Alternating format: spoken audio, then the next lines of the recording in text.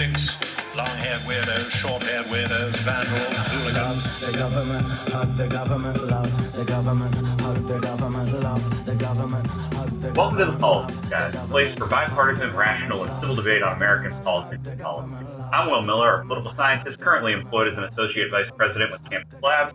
And joining me today is a new voice for The Politics Guys, Brian Smikowski. In interest of full disclosure, Brian and I have been good friends for, 8 or 9 years at this point, and Brian was actually involved on the hiring committee that got me my first academic job at Southeast Missouri State University. And I'm really looking forward to this week's conversation, because Brian and I already have some natural off-mic chemistry. So Brian, welcome to the show, and if you want to take a minute and give our listeners an idea of your background and your beliefs. Sure thing, Will. Thanks. And in full disclosure, Will and I have been friends for a long time, and we've enjoyed arguing with one another pretty passionately and consistently over the span of 8 years, and have had a relationship withstand all that nonetheless. So thank you, Will. Yeah, I'm Brian Smikowski here at the University of Idaho, where I'm a political science professor and also serve as the founding director of the Center for Excellence in Teaching and Learning, the director of service learning, and a variety of other little things on the administrative side. So I'm primarily in sort of an administrative capacity at the university, but still teach and research in the field of political science. Having done some work on perceptions of threat to religious liberty, misreading and misunderstanding the Bill of Rights, and also doing some work now on election law and election sciences.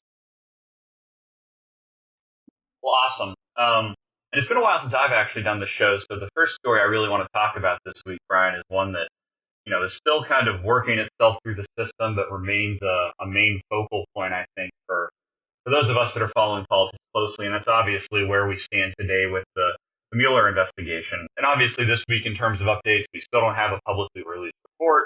We have obviously reports that it'll be out by mid-April at the latest in its entirety. We have other reports saying by the end of May. We obviously have investigators that were on the report that are coming out publicly and sort of saying, we're not really happy because we don't think that this was actually as kind to Trump as Trump is making it seem, and there's nothing going against that. And at the same time, obviously, we have the House working through the system, trying to get Trump's taxes released, which, again, separate but related in some way, shape, or form. So I guess, Brian, to start us off with this, what's your take on the Mueller report? Does it need to see the public light? Does it not really matter? How fair do you think the memo that we have seen is of reflecting the entire document? I think it should see the light of day. I mean, from the standpoint of, the reason why we have a presumably free press is it's about democratic accountability, right? We have these mechanisms that are in place to basically satiate the public appetite. Now, we know from any long report that's ever been published, and I remember having conversations with you a long time ago about when Hillary Clinton was working on healthcare policy, a long time ago, right? And then we had the Patriot Act, and we have these magnum opuses that people contribute that nobody really reads. So we rely on the press to help decipher it. I think that there's something about the transparency of releasing documents that satisfies our appetite for at least the facade of democracy. Now, what will happen with it from there is that we'll begin to actually, I think, start to pick apart the areas where we believe that we were given an adequate representation of the materials in the Barr report. The Barr report is very brief. There's a lot of questions that still remain. The Republican side is arguing that there may have been some ethical violations and questionable ethical behavior involved in the investigation and the composition of the major report. And having something on file and publicly accessible allows us to investigate those questions, and it enables us to be able to answer the questions that we still might have lingering about that. From the Democratic side and from the Mueller investigation side, it also gives us an opportunity to see more clearly what the big picture is. And then finally, Will, I think one of the most significant things is that having had this long setup, and Mueller, to his credit, was not out there in the limelight. He was not projecting this as, I'm going to do this investigation and this, colossal hammer is going to drop in the end. There were a number of convictions along the way. But kind of with neutrality, he then submitted a report and said, it's out of my hands, it's in your hands now. And I think a lot of people in the court of public opinion were expecting something much more significant. They were expecting something much more powerful. They were expecting some concreteness and finality associated with this. On the Democratic side and the left side, it was, remember all the hype and hyperbole that this is going to bring Trump down. We're one step closer. And on the Trump side, it's equally strong in terms of saying there's no evidence of collusion. And the question then, and I think this feeds directly into the tax question, is why are we doing the investigations that we're doing and with what impact?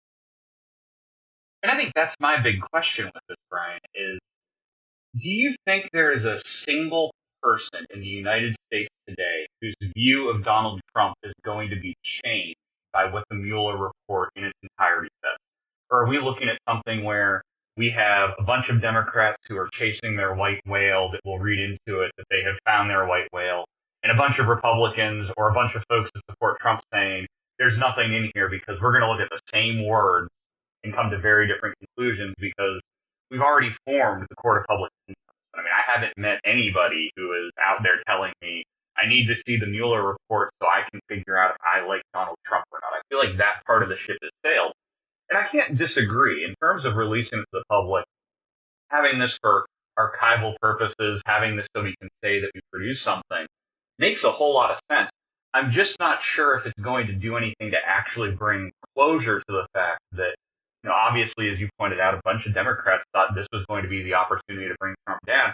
And there's no denying that they have definitely, this has led to convictions, but ultimately, I mean, we went looking for a great white and we ended up with a bunch of guppies. So what does this do if it does get released? I mean, do you think people's minds will be changed or swayed, or do you think this will just be an opportunity for both sides to hold up a giant document and say, look, we were right all along? I don't think a single person's going to change his or her mind as a result of this. I really don't. I think that we went into this, and let's face it, there was a lot of effective priming on both sides, right? The Democrat left-leaning partisans and media were arguing that this was going to have some concreteness and finality that will bring the president down. Trump was arguing every day, multiple times a day, that it's a witch hunt, it's going to go nowhere. And right now what's happened is that we're at a standstill, right? We've had a long investigation. A number of people have gone down, sort of like with mafia investigations, right? A lot of people go down, but then there's still the head of the family, so to speak, that might be intact. At this juncture, I think all we're going to get out of this at best is that it satisfies some innate desire we have for democracy to look and feel like it's working by saying it's all there. I don't think that we're going to find any substantial evidence of collusion or significant wrongdoing by the administration, as was immediately and initially expected. I do think that there'll be a lot of questions involving other business dealings and transactions because there's still questions about emoluments. There's still questions about business investments that he had been a part of. And those things will still linger as potentially justiciable disputes. They will still linger, but they're going to be on the margins. I think the public has largely almost moved on from this. I don't think anybody's mind's going to be changed. I think it's just going to give each side an opportunity to develop and reinforce their argument using the same document. It's funny because the metaphor you sort of used there is one that's been percolating for me throughout this entire process with the idea of, comparing it to a mafia investigation. And to some extent, to me, I look at it and I compare it to Watergate to a degree. And I only do that because I think about the fact that obviously Nixon had surrounded himself by people that would fall before he fell, and we could see the dominoes kind of go. And I think that puts especially some on the left in a very precarious position because their argument all along has been Trump is just so reckless and so gung-ho to do what he wants without thinking that we can't in the same breath say that he is reckless and doing things he shouldn't be doing, but also potentially smart enough to make it so that he would be the last domino to fall, which really makes me wonder, in terms of this report, in terms of the remainder of the investigation, in terms of the folks who have fallen, is that reflective of Trump being a mastermind at designing this, or has this been an example where Trump actually maybe was a little more clueless about what some of the folks underneath him were trying to do and now at this point obviously can't publicly claim that, but it's definitely an interesting comparison to make sometimes. Speaking about the tax part, this leads to a bigger question. And I guess I'll start with the biggest question of all. Do you think presidents should have to have their taxes released? I do. And I want to go back just to the observation that you made earlier, because right now I feel like it's almost like watching a political battle, right, between Democrats and Republicans. And I think this is an important observation because I don't think that we're necessarily going to get anything that is going to topple the administration out of the Mueller report. What we're seeing is, for some reason, a stellar commitment on either side to having something on record, right? That it's so almost like trying to outmaneuver and outflank one another. So the other day, for example, the court ruled in the McKeever versus Barr case about what's known as Rule 6E, which is all about the circumstances under which grand jury testimony can be made publicly available. And even in this regard, what we're finding is that the battles are really not about bringing down a president or trying to convict a president. They're really about whether one side has the authority to release information, to make it publicly available to a public that I think just simply doesn't care very much. Now, carrying that into the tax thing, I would say that the Democrats really need to be extremely cautious here. Because if it looks like there's nothing substantial that's come from the Mueller investigation, even though there have been substantial actions taken as a result of this, the number of charges and filings and convictions that have come along the way is not insignificant. But if the Democratic Party keeps pushing on the agenda of doing investigations and constantly wanting to investigate existing things and new things and different things, I would think strategically that you have to think about potentially undermining your credibility. So with the Trump tax returns, when I was reading about the House Ways and Means Chairman Richard Neal and his use of sort of an arcane privilege to be able to compel any citizen to release his or her tax filings, I immediately thought of, like, Mitch McConnell's got to be sitting in his office saying, that's good. That's such a McConnell kind of move, right? Whether you love or hate McConnell or Neal or Trump or anybody, what we find is that we need to acknowledge and recognize their mastery of strategy. So I don't think that Trump was a master of strategy. I really don't. I think that he was fortunate in that there were no direct linkages to him involving the investigation, involving the campaign. So I think he was lucky more than he was strategic. I think right now, in terms of the strategy that the House Democrats are taking to get the tax forms released, again, it's satisfying an expectation of democracy, but not a rule. Is there any public good that comes from it? Not necessarily. So one of the first things that I think about as a political scientist when I teach this stuff and people ask questions about, so why is it important to release the taxes? Why is it required? And the answer is it's not required. It's tradition. And I wonder if the public appetite for a drawn-out investigation and inquiry to resurrect an arcane rule to get the president to release the taxes would undermine the Democrats' authority here, because it simply is a matter of tradition where we expect presidents to voluntarily release the tax forms. Yeah, and I think there's a lot of political scientists here's people you and I both know that I respected up until a lot of things that happened in the last few years that are just not understanding that just because it's tradition doesn't mean it always goes the way that it's gone before.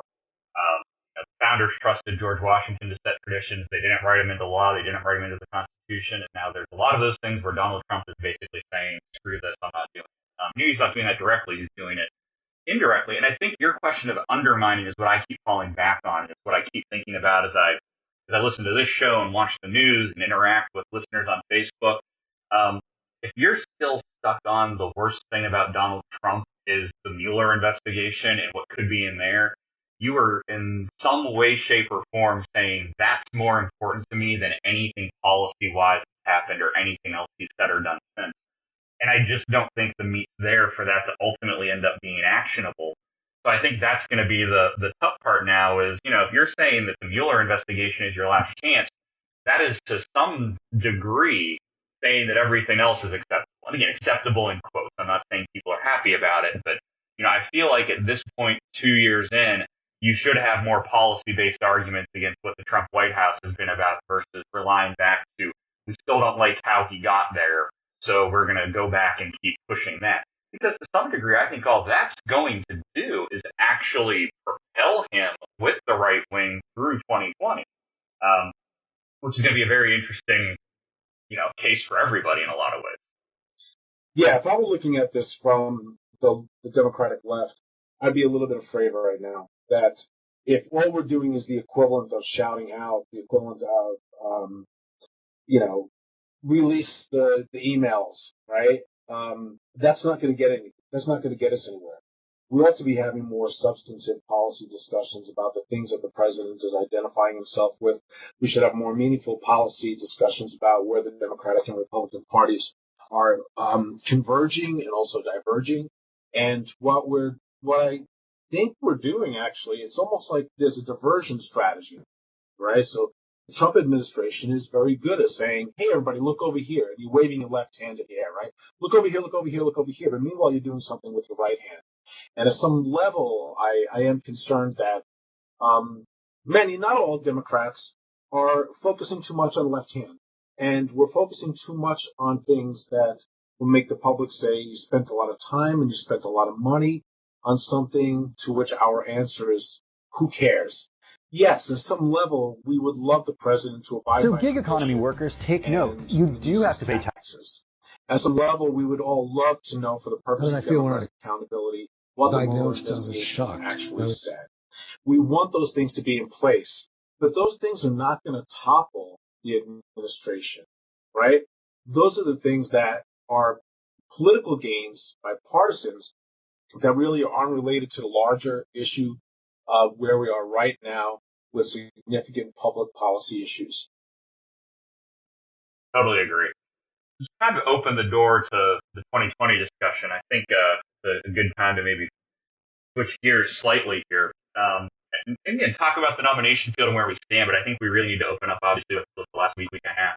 The allegations, the sexual harassment claims with Joe Biden. Obviously, Biden is acknowledging that he never intentionally attempted to make anybody feel uncomfortable. The one thing he has not done to this point is say, I'm sorry, which seems to be a call from a lot of folks to hear him make. And I have to say that personally, I was kind of backing Biden in terms of it was a different time, a different era. I'm not sure if Biden should be paying today for things that happened, a while ago, given the changed climate. But then obviously yesterday we saw Joe Biden kind of, to some extent, mock all of these different concerns when he hugged a woman going onto stage and then went to the microphone and said, nobody worry, I had consent, which really seemed to throw everything back in the face of some of his other, I don't want to use the word accusers here necessarily, but some of the women who have brought forth stories. Do you think it matters for Joe Biden? Do you think Joe Biden's ultimately going to run? Do you think this changes his decision-making calculus in any way, shape, or form? I think it matters significantly, and I think that there's nothing funny about, making comments about, it's okay, I have consent. Now, when we look at any politician who has a long career, it's like our lives. The longer we survive, the more we can look back and say, I really wish I would have done that differently. But I think we're really on thin ice when we start making the argument that it was a different time. Now, having said that, we are, just as we are in this moment in time right here now, Will, you and I having this conversation, we might look at some of the things we're saying now and 10 years from now, 20 years from now say, yeah, I would love to do a repeat on that. But on major issues involving race and gender, Joe does have a little bit of a historically long mixed bag. And there's different ways that we could discuss this. One is by talking about the evolution of his consciousness, the evolution of his political behavior, that when there was a time when he opposed busing to achieve racial integration in his schools, He's come forth and talked about his regret on issues like that, his regret on the 1994 crime bill that was seen as prejudicial against African Americans. So at some level, what we see is a human being who's adapting to a changing political landscape, who's adapting to a different social milieu with different social expectations. But I think that on the matter of, the Me Too moment, I would have respected his response much more had he begun it by saying Me Too. Not that it was an accusation in the Me Too moment, but saying Me Too. I have done things that through the prism and lens of history, I might not have realized were inappropriate at that time, but looking at it now, I can recognize and accept that it was inappropriate, and I am sorry for my behavior, and there are positive steps that I'm taking that will prevent any further such behaviors. And I think at some level he's kind of getting there. But you had mentioned the absence of an apology. And I think strategically he's thinking, unless I know exactly what I'm apologizing for, I'm not going to do that, because then I'm complicit in the establishment of my own guilt of something that I don't know if I'm guilty of. Does that make sense? That makes perfect sense. And I mean, it's where I keep being very torn on this. I mean, part of Biden's allure is the Uncle Joe image. I'm going to be close. I'm going to, he's a close talker. If we use a Seinfeld reference, Joe Biden is a close talker. He always has been. He always will be. But I think to your greater point, I mean, if we look back historically, the question is, how does this compound with other issues related to female rights, women's rights, where many women consider Joe Biden a champion? But what's interesting is you do have the fact that Joe Biden, to your point about the early 90s, publicly apologized at this point for not giving Anita Hill the hearing she deserved, Right. and kind of putting her on trial versus undermining what was going on around. And I think for a lot of Democrats, one of the questions has to become, as they think about the calculus of who they're looking at in 2020, Joe Biden might be our best chance to beat Donald Trump. He excels in the areas where Trump turned D's to R's in his election. He obviously has that personality. People know him. Is that worth the possible risk that comes from putting Biden back on a pedestal after things like this happen? And again, I will say, compared to a lot of people that have been accused in recent years, part of me does believe that Joe Biden is genuinely just, as you said, not understanding what the big deal is and not understanding what he did that was necessarily wrong or perceived as wrong or invasive. And obviously the public back and forth between Biden and Nancy Pelosi on this, in terms of Pelosi saying, what he did is not disqualifying, but your apology can't be, I'm sorry you were offended. The apology has to come from somewhere more genuine than that. But it is an interesting question of, the appeal to moderate right-wingers. I will tell you, as somebody who sits on that fence, Joe Biden's the Democrat that I look at. He says if he says and does the right things, he could swing me to the left for this election.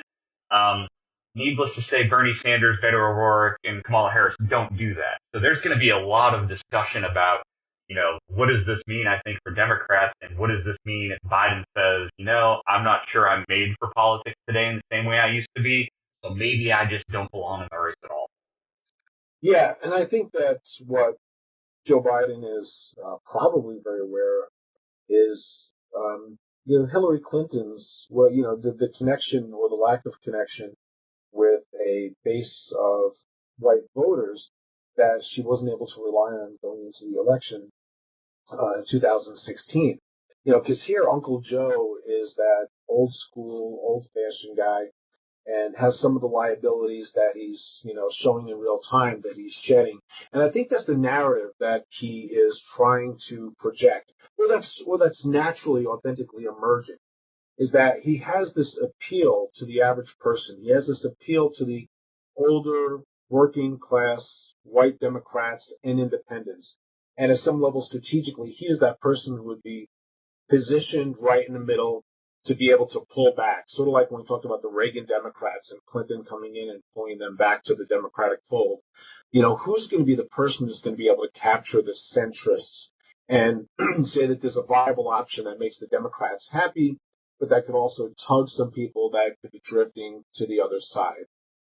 It's still early enough in the pre-campaign season for Biden to potentially recover from this, but it's gonna be very difficult to see how he handles and how he owns it, because part of the endearing Uncle Joe, we've got to acknowledge that might resonate very effectively with one category of voters, but it might be a point of significant disconnect with another category of voters who are looking more at Kamala Harris, who are looking more at Beto, who are looking more at Bernie Sanders.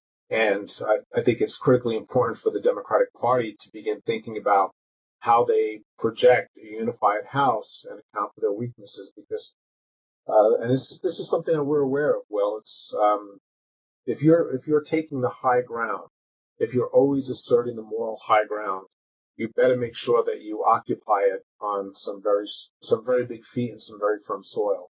So it's easy to have those sands shift right beneath your feet. Yeah, definitely. Yeah, definitely. And I think another key here is, I mean, if we think about the 2020 Democratic field today, I mean, it's growing by the day.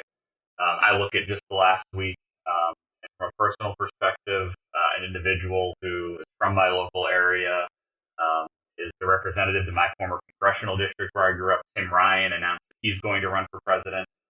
And we're hitting the point now where people are running just for the sake of running. Tim Ryan is one of the most underqualified presidential candidates in history. The man has zero chance. He is delusional. He has been in Congress for 15 years. He has passed two pieces of legislation, and while I am sure that those two federal buildings need a new name, there are no accolades, and he's simply running off of ego and personal view. And he's muddying the waters even further, and I think we have a lot of folks still talking about that. But I guess my question is, when we think about this 2020 field, and I think keep growing with individuals that don't necessarily have the records, that don't necessarily add anything new to the mix, who looks good? Who does this help? What do you think happens in Iowa and New Hampshire and South Carolina at this point? And who do you think finally emerges? The first thing we got to do is we've got to turn off our white noise machine. When we look at it from the Democratic Party standpoint, here's what I think is happening. Jimmy Carter kind of famously commented that if you can't beat Ronald Reagan, you don't deserve to be president, right? There's this notion of underestimating your opponent.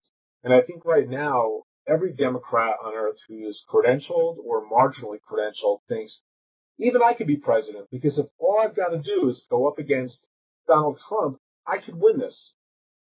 But the fact of the matter is, with Hillary Clinton, we thought that, right? It's almost like just stand there and hope that nothing blows up in your face and you're going to be the next president of the United States. And the polls told us that thought was right, which is where I get even more confused on this. Yep, me too. And then also when we go back to George Bush Jr., the bar was set so low for our expectation of public performance in the debates that, you know, when you misread your opponent's ability, you give them an opportunity to succeed because you've lowered the bar for them. And I think right now we see this very cluttered field of Democrats who are thinking, this is my only chance potentially to ever be president. I'm never going to have an opponent as easy to defeat and unseat as Donald Trump. And I think there's a lot of impulsive behavior. You know, you could say, well, give it another 4 years.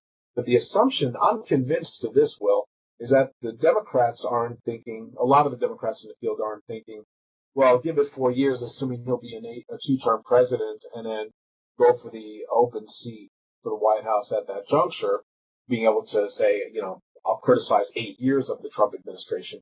I think a lot of the Democrats in the field right now are thinking, one of us is going to be the next president, and then that person's going to be president for 8 years. And then I will effectively have lost my chance to be president. So I'm throwing my hat in a ring. So among the candidates, and you know, I'm going to tell the viewers right now, I'm doing what everybody else is doing. I'm scrolling through to see what the update is of, you know, who's in, who's out. And a lot of, you know, you can't underestimate people like Elizabeth Warren, who has got a remarkable set of credentials. When we talk about people who have, the authority, right? The institutional authority to be able to develop and run a meaningful campaign from a politically mature standpoint. Elizabeth Warren is clearly in that category. Mayor Pete is not in that category.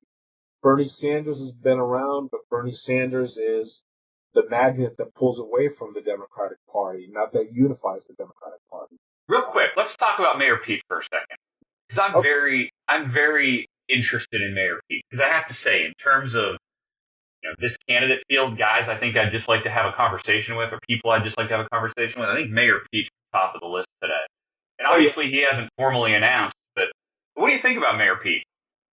Here's one of the things that, if I'm looking at it from this side of the ideological equation, and if the viewers haven't, or listeners rather, haven't figured it out, I come at things from the left pretty naturally, and it does cloud my judgment sometimes, even academically, to be honest with you. But there's something about South Bend Mayor Pete that appeals to something that the Democratic Party would love to amplify, which is, he's young. He served as a naval officer. He would be the youngest and first openly gay president if elected. He captures a cross-section of the American electorate on the left-hand side of the continuum rather elegantly, rather effectively. One of the questions strategically is, again, from a strategic standpoint, not a personal standpoint, is he prepared to be president? And I'm not going to play the game of whether our country is ready for that, but at 37 years old, is there something young and charismatic and appealing? And we could talk about Kennedy and we could talk about Clinton in this regard. And we could say, yeah, there is something really alluring about that. And we can't underestimate candidates on the basis of their youth. He is an emerging political actor, I think, more than he is an established political actor, if that clarifies it. That makes perfect sense. Because again, that's where I keep coming back to Mayor Pete. As I look at it and I'm like, the man speaks like every language spoken across the world. Yeah. And does it well. He comes across well. He's fun on social media. He's been a naval officer.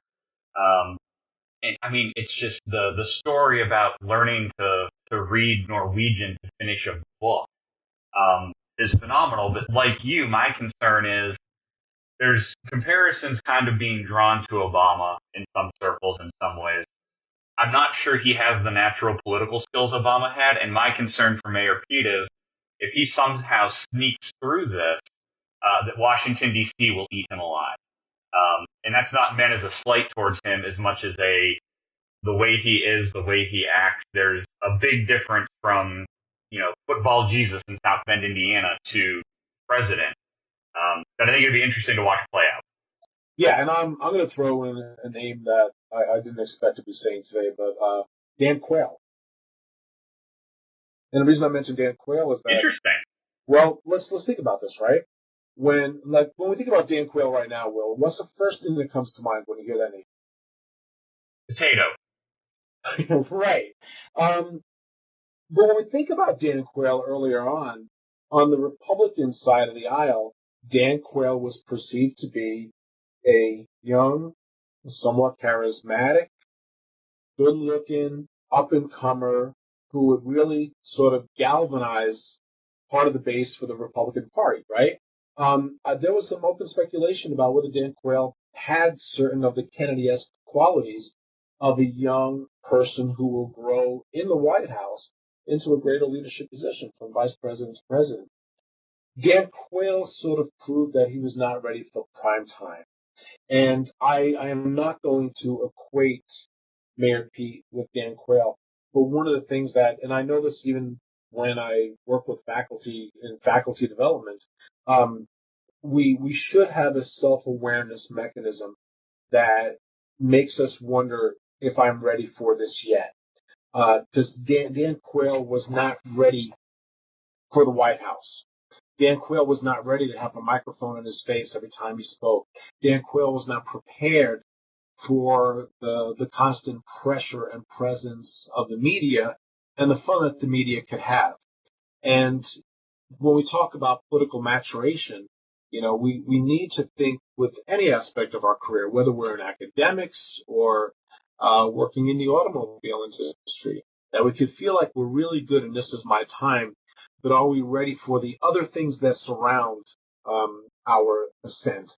And is it sometimes wise, if you have the opportunity, to wait for a moment where your star has risen a little bit more than to capitalize on its moment when it's rising?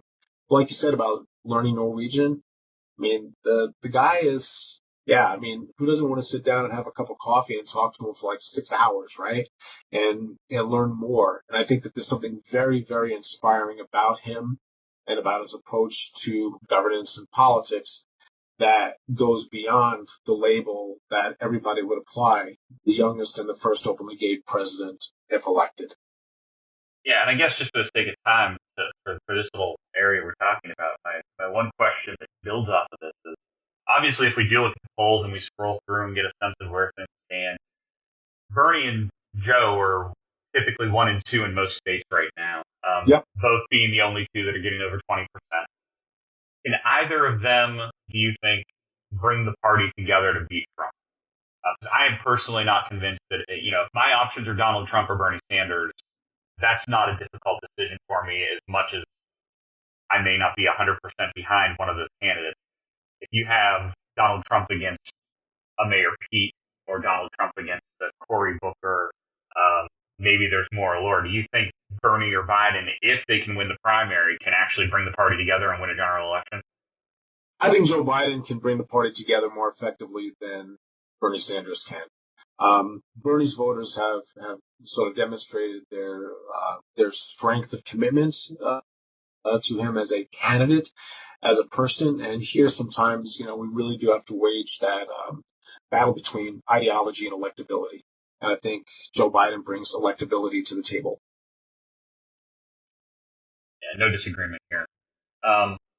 Switching gears a little bit, let's switch and talk about the role of government in the lives of the average American, because there are really 3 stories from this week that I all tie back to regulation in some way, shape, or form that I think are important to dive a little deeper into. And just to mention what those 3 are going to be, the first one is obviously the results of the Ethiopian plane crash, Boeing's response, and now some pressure on the FAA to kind of discuss the regulation process and the idea that the airlines are being able to self-regulate. And then second and third, some changes in New York over the last week. First with New York City bringing in the congestion tax, trying to help at least take some of the stress off of public service by taxing individuals during high volume traffic times for entering certain areas of New York City. And then obviously the state of New York becoming the second state in the United States to go statewide on a plastic bag ban.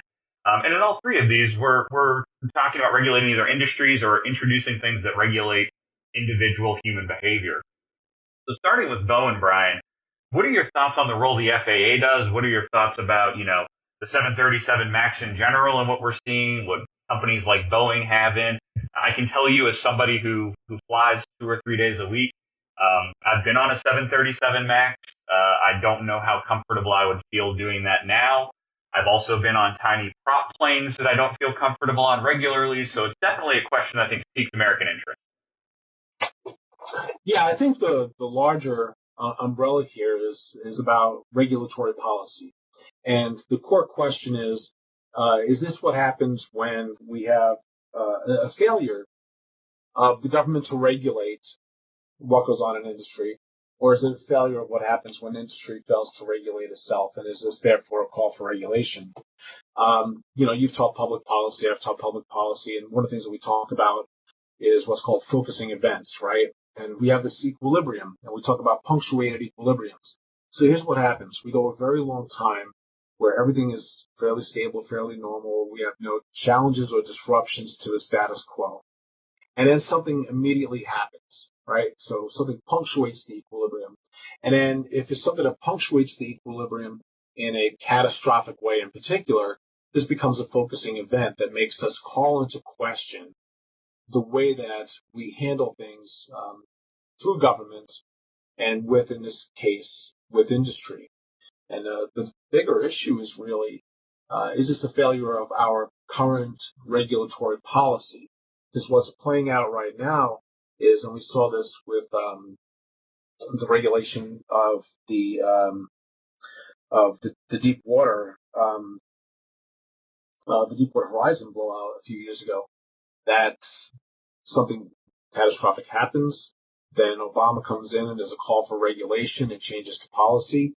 And right now we have a president who is in office saying, let's roll back those because regulation impedes the performance of industry. And industry's pushback is also, we know our stuff better than anybody does. Let us regulate ourselves.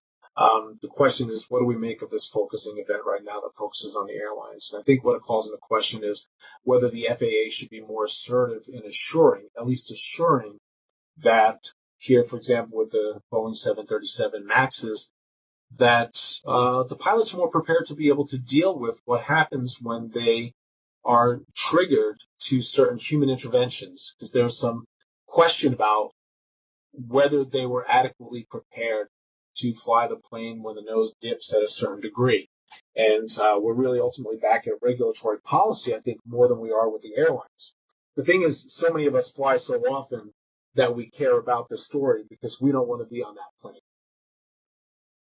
That's definitely true. I mean, that's where I keep falling back to, and I'm torn on this because I'm not opposed to self-regulation. Obviously, I mean, the work of Bessie with Deepwater Horizon was problematic. And if we think about it, the FDA trusts drug company scientists to do all of their own testing, and then they verify. And when I look at the cost estimates that come out with the FAA, I think the numbers I saw was the FAA saying that it'd be close to $2 billion and at least 10,000 new employees if they wanted airlines to hand over all regulations to the outside agency. And I'm not sure that's the best answer. But to your point, I think you're right on the pendulum, and I think the pendulum is swinging in that direction, obviously. I'm also one when it comes to the air travel piece, though, that looks at it and says, you know, every time I worry or every time there's a huge dip or something happens while I'm on a plane, I'm thinking, you know, there are how many planes in the air right now, and we get a crash once a year maybe. But now we have two with similar stories. And to your point about the self-regulation of the training, the most concerning thing out of all of this to me has been airline pilots telling us that they've learned how to fly this plane from an iPad app, which does come into the regulations in terms of training standards, but not necessarily something where government's best suited to fix it. Yeah, I think you're right that one of the questions would definitely be what qualifies the government to teach people how to fly planes. And we've been down this road with everything, right? Even prison reform. What does the government know about running a prison? You've got to be able to trust the experts in their field and to cultivate that expertise. Well, one of the ways to do this, of course, is simply by saying we're going to have some overarching policies that require more stringent application of rules and procedures to guarantee that we have an applied command of aircrafts rather than a simulated command of aircrafts. Obviously, we're always going to be doing simulations, and we're going to be using the newest technology to do that. So when we talk about iPads, everything sounds like a video game, and the public dismisses it and says, oh my God, it can't be that easy. That's terrible. The counter argument is, if we're using technology to its optimum effectiveness to be able to simulate a reality so that we don't have a tragic consequence, should we be doing that? The answer is categorically yes. Can we be doing more? Almost certainly yes. The idea of imposing regulations that require a substantial investment of personnel and resources and so forth, that would, of course, make the average consumer feel relieved at one level, but alarmed at another because somebody's going to be picking up the tab for that. You know, Wow Airlines just went under. So it turns out, like, flying to Europe for 35 cents was not a good model. But, you know, when people are going to be looking at the airlines, they want safety. Yeah, they want safety, but they want affordability. They want accountability, but they also want to just have the confidence that the pilots are adequately trained. And in this regard, you know, in the realm of public policy and from a public policy analysis standpoint, I would think that the public appetite is more attuned to the government establishing overarching policies and in allowing or requiring industries to more effectively regulate themselves. Yeah, and I think that's the part. I mean, once we see the curtain get pulled back, I think that's when our alarm bells start going off. I mean, for me personally, in all honesty, it was actually on a flight back from Idaho, where I happened to be sat next to a pilot for a large domestic airline that I trust regularly. And she was showing me all of the Snapchat videos she took while she was piloting the plane earlier in the day because, in her words, outside of takeoff and landing, it's really an autopilot job today, which was, again, makes perfect sense. We have companies that are testing, pilotless flights, so I get it, but it's also a whole new way of thinking about these things. And to your point, the question really is, if I can fly Allegiant or WOW Airlines or somebody for 22 cents for this 5-hour flight, what's it worth to me? And the thing is, I don't think we rationally calculate that until we get the first sign that the plane is in trouble. And at that point, it can be potentially too late. But this idea of the self-regulation, I think, is going to keep coming up. And you and I have talked about this in the past. I mean, a prime example of where it works well is the Motion Picture Association. Yep. Yeah, and I think that there's a lot of plausibility to the claims that when people have been interviewed about these issues and, one camp is saying, this is why we need the government to go in and regulate. The counter argument is that agency and organizational self-regulation actually can work very efficiently and very effectively. And the Motion Picture Association is a great example of that, where the government's pretty much like saying, look, these are the overarching rules and policies. Don't do anything that conflicts with these or push the envelope too hard. You come up with your own policies, make it happen, make it work. And while we might quibble over whether something should be R or NC-17, generally speaking, the model works. And some of the arguments that we're hearing, even with the Boeing 737 argument, is that despite these tragedies, is this really a diagnostic, right? Does this punctuation and the equilibrium of having a pretty good track record on an annual basis of flight safety mean that there's a more significant problem? But the one thing that we all know, Will, is that when anything like this happens, you can't step back politically and say, well, things happen. Statistically, the number of crashes is very small. There's not really a problem, so we're not going to do much about it. Regulatory processes are going to kick in. Regulatory specialists are going to become a little bit more activated. And there's going to be, I think, a little bit of, there's going to be tightening up. I don't think that this is going to be a call for a greater role for the government necessarily. Hopefully not. We got the regulation side, the congestion pricing scheme in New York City that they're looking to run. Yeah. Based on the study that they're using here, they said that over 700,000 cars a day enter what they're referring to as the Manhattan Zone, which is being defined as anywhere basically south of Central Park, where they're thinking about doing this. And I'm going to say this is one that just kicks me off to no end. The idea of taxing these folks for doing this. I know they want to ease traffic. I know they want to cut pollution. And I know they want to lift mass transit. But it comes back to me of if your mass transit system was doing its job and was built and capable of handling the number of customers that wanted to use it, they'd probably use it. Again, I have good friends that live in New York City. Nobody talks about how much they can't wait to get up in the morning, get in their car, and drive through New York City, which means they're looking for alternatives. And it's new and it's a pilot, but I'm not convinced when they're throwing out 3, 4, 5 rationale reasons as to why they're doing it, that this has actually even really been thought about. And I'm wondering what it's going to end up costing. I mean, they're working out the details of this plan, which from what I understand is going to use a network of plate readers that are going to be expensive. They're going to build vehicles anywhere in Manhattan, south of Central Park, and the toll's likely to be more than $10. So what happens to the people that can't afford to wait 45 minutes to get on a train that's overstuffed to the gills and end up being late to work, that end up not being able to do anything because they can't afford that and the city's not taking care of them in any other way? Yeah, a couple things. One is that $10 is not going to dissuade. A $10 penalty is not going to dissuade a lot of people from getting in their car and driving. I mean, the cost of living in New York is prohibitively expensive to begin with, and so if you say it's $10, I honestly know people who will say, "Oh, it's only $10. I can deal with that." I think that this is not going to see people like suddenly abandoning their cars and jumping on the subways. And now, having grown up in that area, I remember the subways from the 1970s, and it was scary as hell. I mean, exciting in all the right ways, but you think about movies like The Warriors, and you could look back and think, man, there was a lot of reality that was woven in there. I mean, of course, a lot of non-reality as well. But the policy, the policy goal, I think, is a good one, Will, which is in really congested urban environments where the cars are bumper to bumper, the parking is at a premium, the pollution becomes significant. Is there a way to mitigate that? Shouldn't we be thinking about ways to offset that?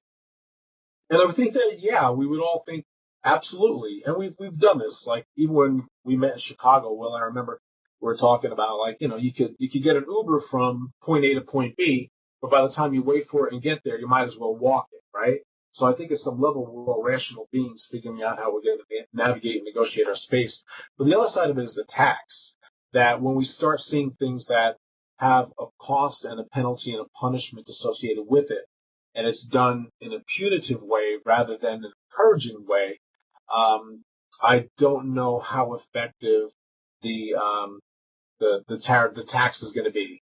For lack of a better way of putting it, I'm calling it like the plaques tax. That if you've got a little plaque on your vehicle and it reads it, and if you're driving through, you're going to be fined. I don't see this automatically turning things around. Yeah, that's my thing. I don't think it does. I mean, London tried something similar, and the problem London ran into, and they were charging people, I forget, like $7 American roughly.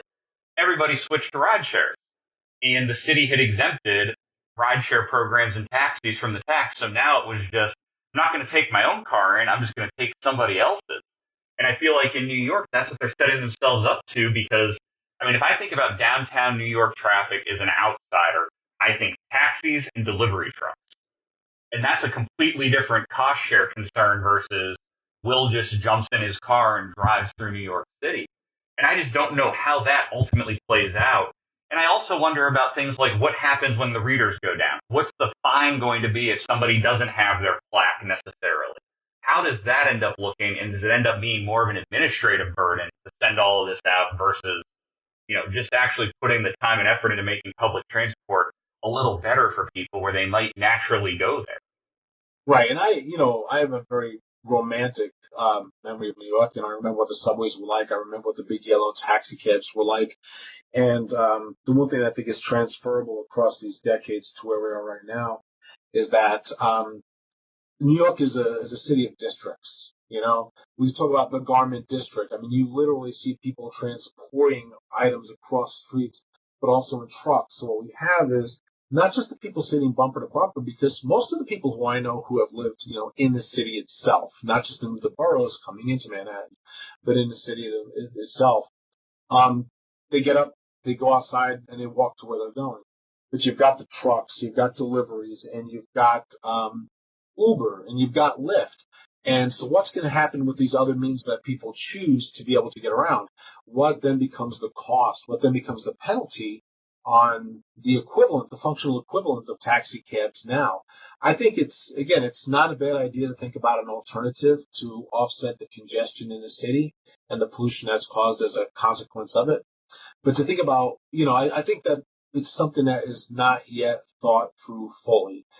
There's still a lot more, even before we get to public comments, we have to think through what this policy would actually look like and work like, knowing that a lot of the congestion in the city is not Will O'Brien trying to drive up to Central Park South. Absolutely. And I think that's going to be the interesting part to see this play out. Public comments, I'm assuming on this, are going to be a whole lot of fun to read if they get posted. Oh, yeah. And then for the last piece to kind of talk about this morning, the plastic ban bag that New York's looking to implement during the next year. And Governor Cuomo brought this up over a year ago. Yep. California has obviously already done this. Hawaii doesn't have a statewide ban, but every one of their counties has a ban, so we know that it's basically in effect a statewide ban. And I'm interested on your thoughts on this one. Me personally, I do care about the environment. I'm not some completely cold-hearted conservative. But at the same time, I'm not sure the government telling me I can't have a plastic bag speaks well for the environmental movement, because what that suggests to me is they've yet to be able to convince me that killing sea turtles with plastic bags by using them and throwing them away is actually a problem. So I worry about what's the takeoff point from this. What does it mean? Do we think it gets enacted? How do citizens respond? All of those fun policy questions. Yeah, I'm coming at this one from a position of shame, liberal shame. I, like so many other Americans, have a bag filled with bags. I've got multiple plastic bags filled with many more plastic bags that's tucked into a cabinet. And I look at all these plastic bags because by default they'll say paper or plastic, and you say plastic. Or without being asked, they just bag it and you take the stuff and go because you need something to carry it. And in an ideal world, here in Moscow, Idaho, we've got a remarkable co-op. We've got a remarkable farmers market. And in these environments, we all play by different rules, right? We're all socially conditioned to have our little, like hemp woven bag that we take with us everywhere that leaves no impact on the environment, and we fill it. But typically what we're doing is we're just buying stuff for the day or the next couple of days. So there might be something to be said about our shopping habits and our spending habits. But in those areas where we're talking about farmers markets and co-ops, there's sort of an ideological parallel with our behavior that we take into and out of, in a very literal sense, these environments.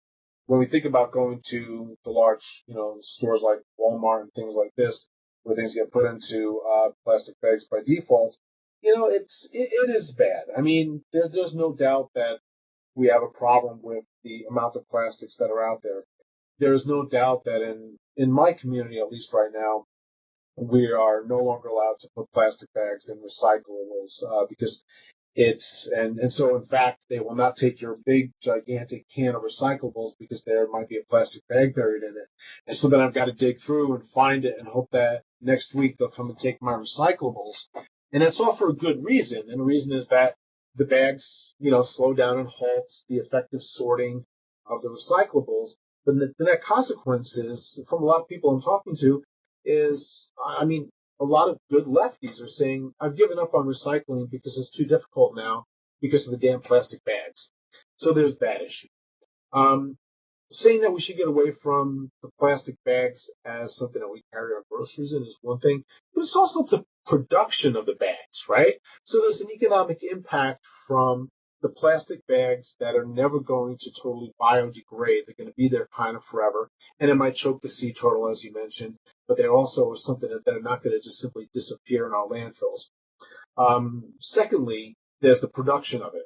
So there's the production cost, and there's also the environmental impact associated with producing plastics. So maybe the regulation should be on, maybe we should be producing fewer bags and use that as the mechanism to step back plastic bag usage. But then we have paper bags. And now we all feel better if we use paper bags in a grocery store rather than plastic bags, but we're still not minimizing our footprint as much as we think we are. We're just shifting our behaviors rather than using perpetually recyclable things that we keep with us all the time. I applaud the effort. I like the idea of moving away from our consumption and production of plastics that are non-recyclable in many environments in many instances. But I think this one's got a little more hidden punches associated with it too. Yeah, and again, I care about the environment. I'm the same way as you. I have plastic bags all over the place. Part of me just feels like, again, tie it back to the corporations versus government coming in and banning it. I go to Publix once a week. We don't have farmers markets in Jacksonville, Florida, at least not ones anybody wants to go to. So the result, I go and I get all my groceries, and I'm one of those people who I will make it in one trip no matter what, even if it means I cut off circulation to my fingers. So plastic's my only option. But if Publix sat there and just put everything in a cloth bag and charged me because I kept getting new cloth bags, I would take my cloth bag back with me. So the stores could be useful here too in starting to change behavior, and I think some try. But it's difficult then because, again, we're tying into their corporate profits, and I'm willing to pay a little bit for that. I'm not willing for my grocery bill to go up 10% every week because I'm now using this. But just in general, from a human behavior perspective, get me to change my behavior without coming in and simply telling me you cannot have a plastic bag anymore. Because again, that's going to help in other areas. The spillover, it's a different spillover thing. I'm thinking about it there, which will also impact how I view recycling maybe, or how I view other types of waste. Versus if I just know the government's sitting there telling me no, it's just going to tick me off and make me long for the day of the plastic bag. Yeah, the thing is, Will, you're always going to have like 6,000 plastic bags in your house. So you'll never really be, longing for that day because it's really just in whatever room that you stash them in. True. And I think, I do think that finding a way to move away from things. And we could talk about all different sort of like public policy responses, but this is one of those things that when we teach about this kind of stuff, we talk about scale. Like you mentioned, going to Publix. Going to Publix versus going to the co-op could be very different. If your co-op is sort of membership owned and you say, one of the things that we want to come up with is a policy that says next time you go shopping, you're going to get 2 free bags that are neither paper nor plastic, and you use them every time you shop here. And then people as a source of pride will carry those around. So we do see that, right? People are very proud of that kind of stuff. So there are certain things you could do when your scale is very small. But if you go to Walmart or to Publix and you say, okay, guess what? Here you've got 20 bags full of stuff that's going to cut off the circulation to your fingers if you carry the plastic bags. What we're going to do is we're going to give you all 20 reusable bags that you'll use every time you come to the store. That's all. That's the scale issue is really hard and really tricky. I do applaud the efforts. I do think that we need to be doing more to look at the types of materials that we're manufacturing, that we're putting into circulation, and that are ultimately having a deleterious effect on the environment. But we need to think about it also at another level, not instead of, but also at another level. True, and I agree with that. But again, it's just the government regulation piece on this one, just getting into human behavior in a way I just can't handle it. That's actually going to be it for this episode. Thanks for listening. We hope you liked what you heard. Listener support's obviously what keeps us going at the Politics Guys, and we truly appreciate all of you who support us in that way. Subscribing to the show also really helps us, as does just sharing our episodes or finding us on social media. Easy to do, right in your podcast app. Click on the share symbol, which is that little triangle thing usually. And word of mouth is obviously our best advertising. Feel free to leave ratings and reviews on iTunes as well. If you've got a question, comment, correction, or just a random thought you want to share, you can reach us at mail@politicsguys.com.